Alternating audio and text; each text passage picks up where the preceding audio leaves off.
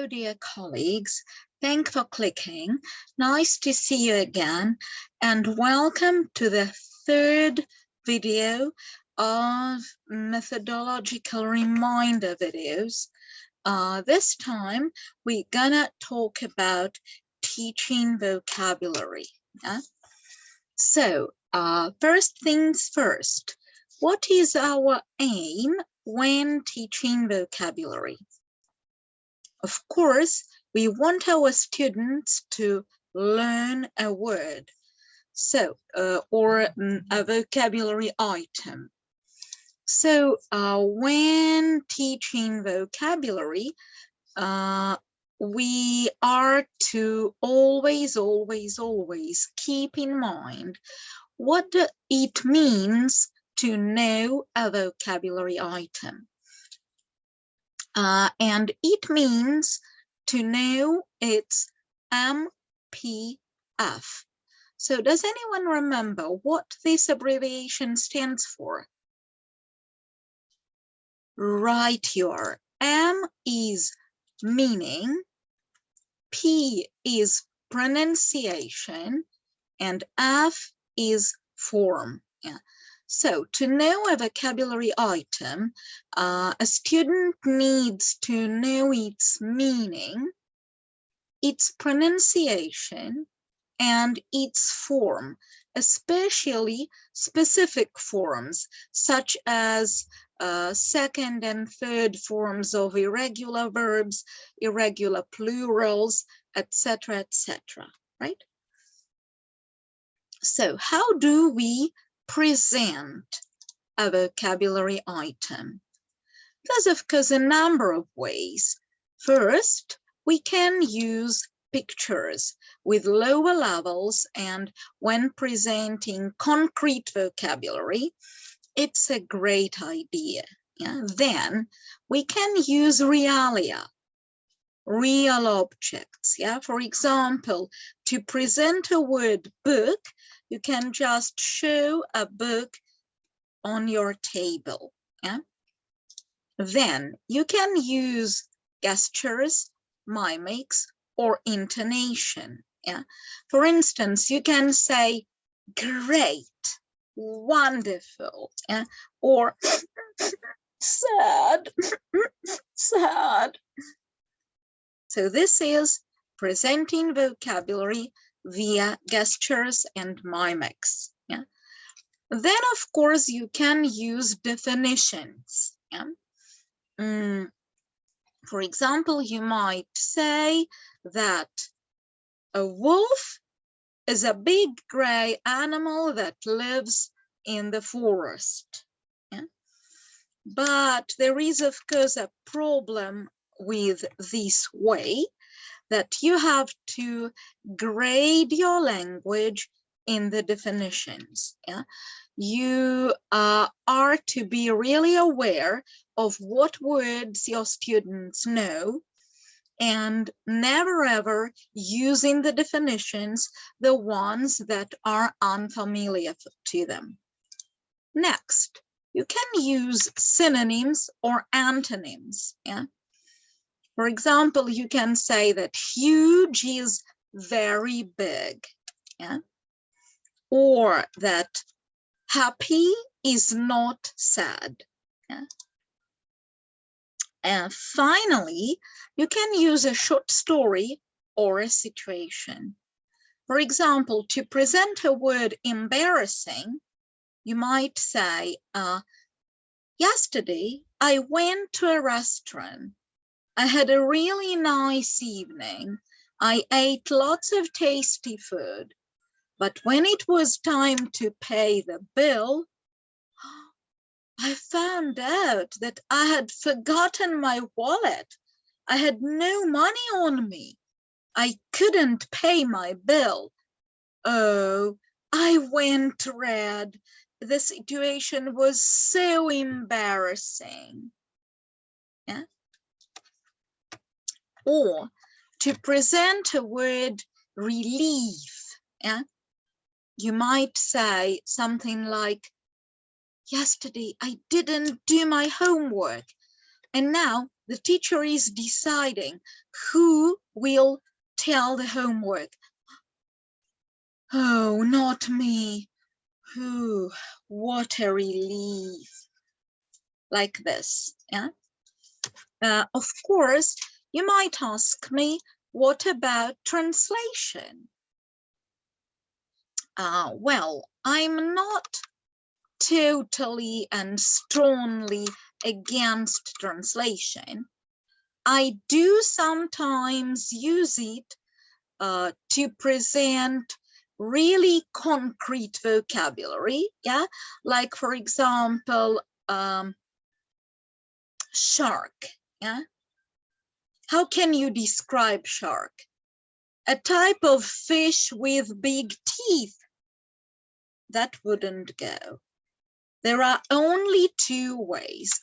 You can either show a picture, and in case it's an emergent vocabulary and you haven't prepared a picture, the only way is to give a translation.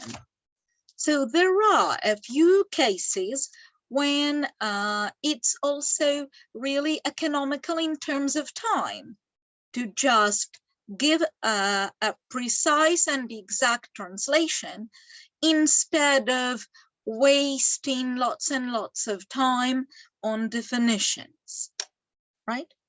But one thing is for sure, translation should not be the primarily used way to present vocabulary.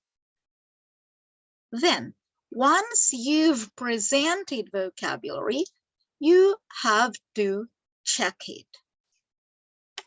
And here comes the concept of CCQs. Does anyone remember what this abbreviation stands for? Yes, these are concept, check, questions. Yeah? These are short and easy questions showing how well the students understand the vocabulary item you have just presented. Yeah? For instance, to check the word prediction, you might ask something like, are predictions about present, past, or future? To check the word gorgeous, you might ask, if you say something is gorgeous, do you like it? With lower levels, you might just show a picture. If you've presented vocabulary with the help of pictures, you might just show the picture and ask, is it a? Yeah? Pictures or realia maybe. Okay, so this is it. Once you've finished with concept checking questions, you have to practice this vocabulary. And there's also a number of activities to do so.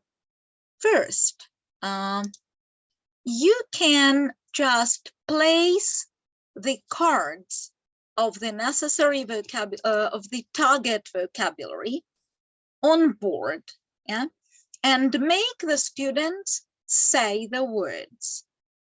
Then you take away one card and students say this word when you just show the space where it used to be. Then you take away the second card and you drill it again and again and again. Yeah? Then you take away the third card, and so it goes on and on until eventually they just say these words without any cards on board. But this activity has two drawbacks. The first one is that it's obviously really time consuming. And the second one is that lower students might just learn a list of words in the order you put them, yeah, and then get lost if you use these words in different contexts, in different order. Yeah. So this definitely mustn't be the only activity you use to practice vocabulary, right? What else can you do? You can play slowly, slowly. What this means is that you take a card, yeah, a card with a picture of a certain vocabulary item. You close this picture and then you slowly open it. You slowly open it like this, yeah, until students can name the object they see on the card. Another activity is quickly, quickly. This is when you quickly show the card like this, yeah, and the students have to see and name this object presented on the card, yeah.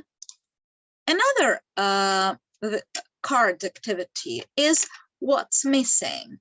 When you place the cards on the board, give students 30 seconds to remember the cards, then ask them to close their eyes and take away one card. When the students open their eyes, they have to guess which card, which word is missing. So these are card games for lower levels. For higher levels, what you can do first is guess a word by meaning. So you give a definition of the word, students guess the word.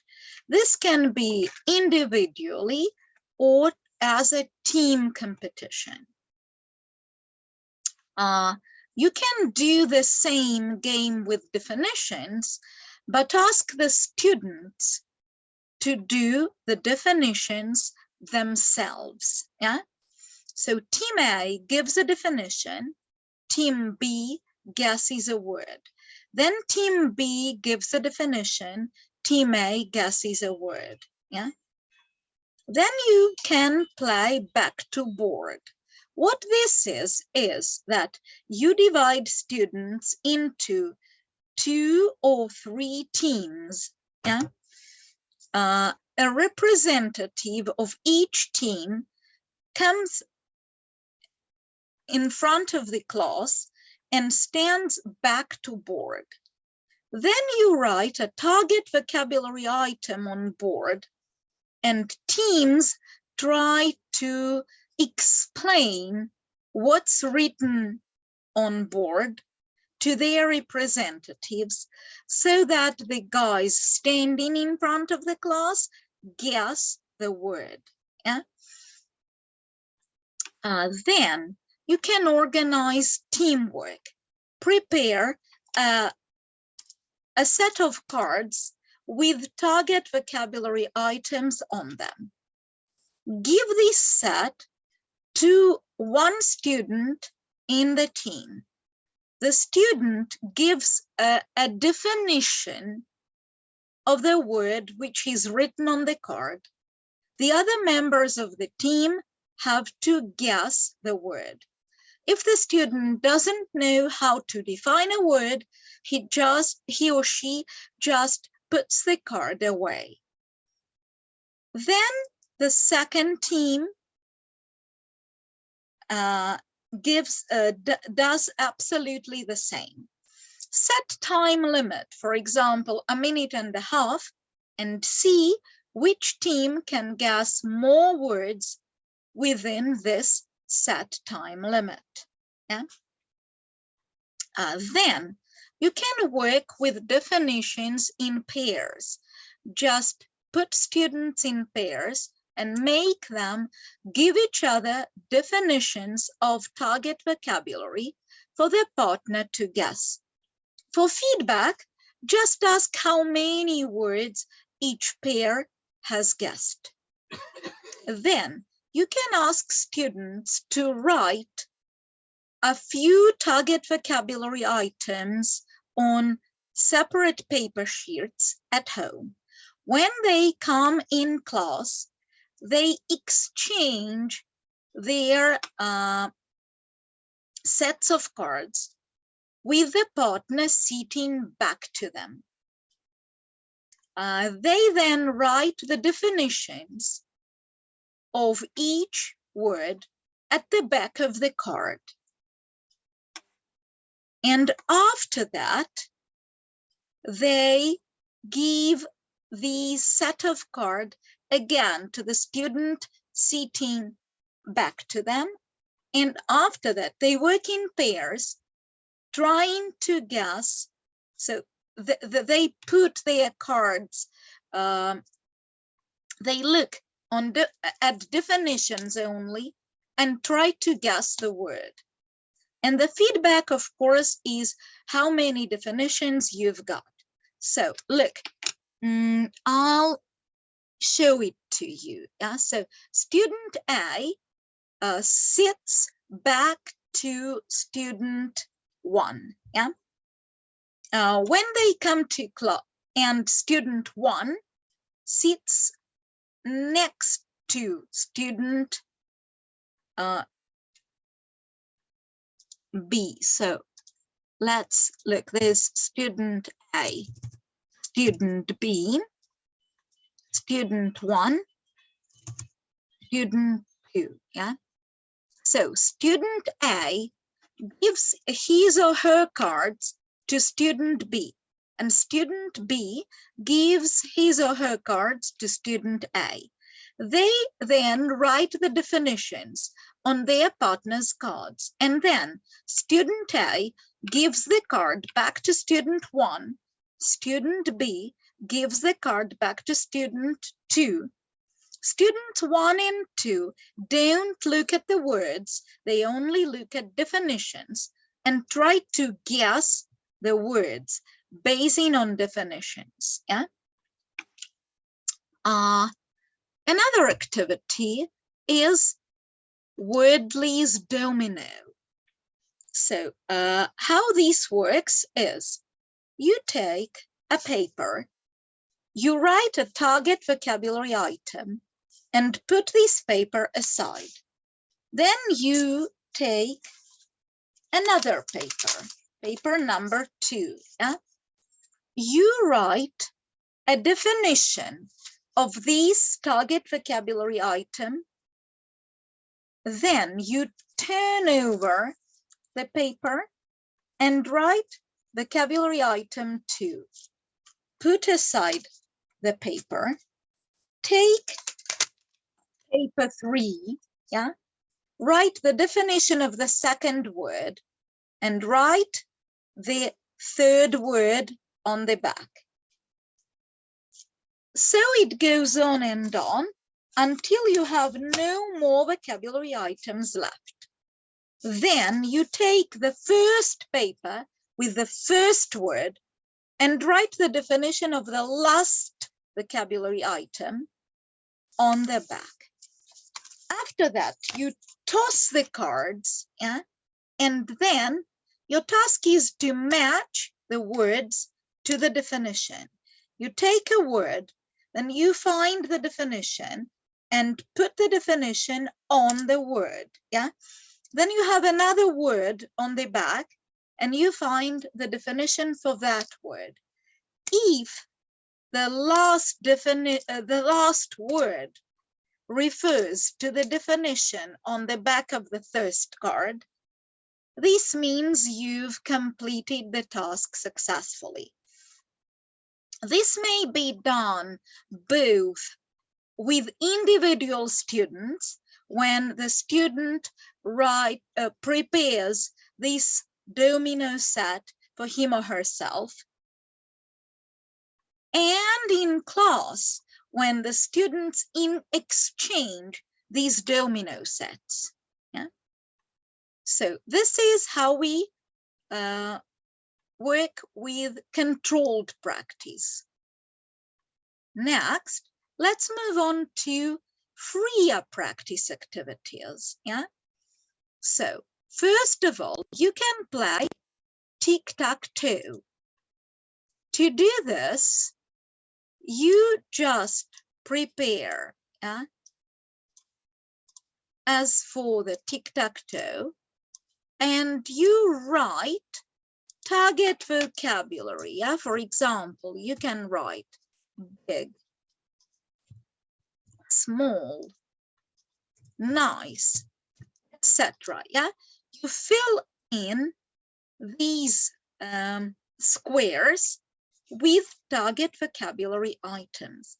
Then you set students in 2 teams, and to put each team's sign, a nut or a cross, the team has to make up a sentence or to give a definition of a certain word. Well, I prefer make them come up with sentences. Yeah. So for example, team 1 wants to put a cross in this square. Yeah. They have to make up a sentence. For example, I like small animals. Yeah. Team 2 want to put their sign and not here. They say something like elephants are big. So this is how it works. Yeah, the winner is like in ordinary tic-tac-toe game. Then you may make up sentences with target vocabulary items and like close the target vocabulary for the students to fill in the gaps. Yeah. And finally, you can make up a replacement exercise. Yeah. For example, replace the words with the underlined words with their synonyms. And you can write something like, my dog is big. Yeah. So big is a target. Big is what has to be replaced. You show it somehow that this word has to be replaced. And the students are to say, my dog is huge, for instance. Or if you say, replace it with an opposite. So my dog is small.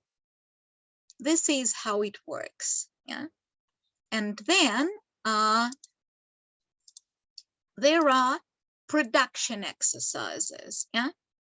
First, you can just ask your students to make up sentences, but to make this exercise more interesting and communicative, I usually put them in pairs and tell them to choose 3 target vocabulary items and make 3 sentences about themselves or their family. Yeah?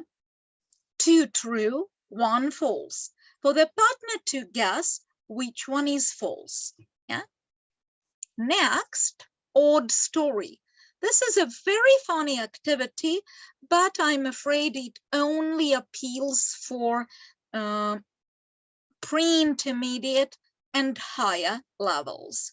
So imagine you have a list of vocabulary items. Yeah, for example, creative, gorgeous, and disgusting. Yeah, what you ask them to do as a class is to make a story, but the first sentence of their story is to contain the word creative. The second sentence is to contain the word gorgeous, and so on.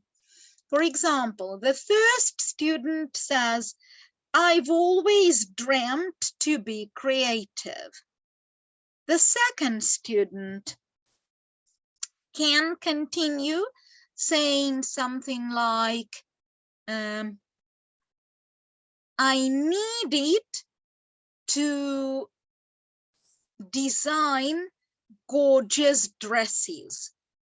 The third student goes on saying something like, otherwise, I would be a disgusting designer.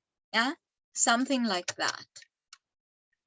And next activity, so this is odd story is a whole class activity. Yeah? And the last one is making up a story individually with a certain number. For example, you say, make up a story using 5 target vocabulary items. To make it more challenging, you might add in the order they are presented in the list. Yeah? So this is how we practice vocabulary. Yeah? Of course, speaking of vocabulary, we can't but mention recycling. It's absolutely essential to get back occasionally to what you've studied. If you're working with a course book, this problem is much eased for you because course books usually are designed with vocabulary recycling in mind. Yeah? But if you are doing a tailored course, this is your responsibility. One of the ways to organize vocabulary recycling is to write down all target vocabulary items on cards and keep these cards in a special box on your table. Then you can devote a couple of minutes at the beginning of each lesson or every 3 lessons or however often you want, yeah? Working with vocabulary from this box, yeah? Any way you like. You might just take a card yourself and define it and make students guess the word. You may organize teamwork with definitions, as I've just described, or pair work with definitions, anything. Yeah. And of course, another question which is inevitable when talking about vocabulary is dictation.